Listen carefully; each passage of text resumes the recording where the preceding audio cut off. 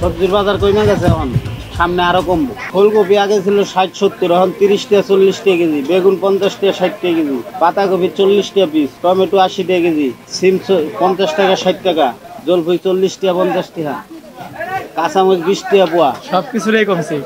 সিম ছিল 80 টাকা কেজি, হপাইছে 60 টাকা কেজি, পাতাকপি 50 টাকা পিস ছিল, 40 টাকা পিস, বেগুন 80 টাকা ছিল, 60 টাকা কেজি হয়েছে। বাড়ছে বলতে ভাই কমছে সবকিছুর দাম, কারণ এখন ফুলকপি 40 30 টাকা, খিরাই বেচছে আগে 80 টাকা, এখন হলো 40 টাকা কেজি, করলা 50-60, টমেটো নতুনটা 100, আর ইন্ডিয়ানটা বেচতেছে 80 টাকা কেজি।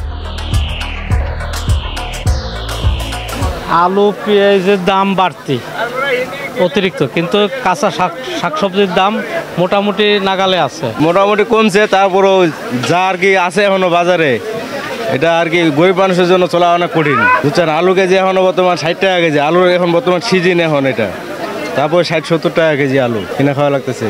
আর পেঁয়াজের দামটা তো আগুন বরাবরই। সবজির দামটাও মোটামুটি ভালো, কম না।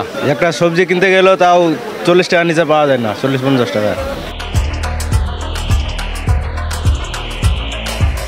সবকিছু দাম মানে কমই আছে আগের তুলনায়, ঠিক আছে, অনেকটা কমছে। আগে যে ছিল আপনার 100 টাকা 80 টাকা ছিল, বর্তমানে আপনার হলো 60 টাকা 50 টাকা 40 টাকাও আছে সবজি বর্তমান, সব সবজি।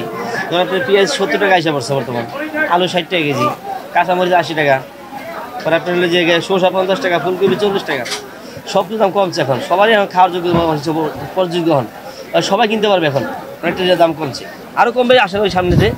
আলু কমলে আরও ভালো হবে, সবার জন্য, সবার খেতে নিতে পারবে, কিনতে পারবে, ক্রেতার জন্য সুবিধা হবে। গত সপ্তাহে মনে হয় 1 কেজি কপি 60-70 টাকা গেছে, এখন 30-25-40।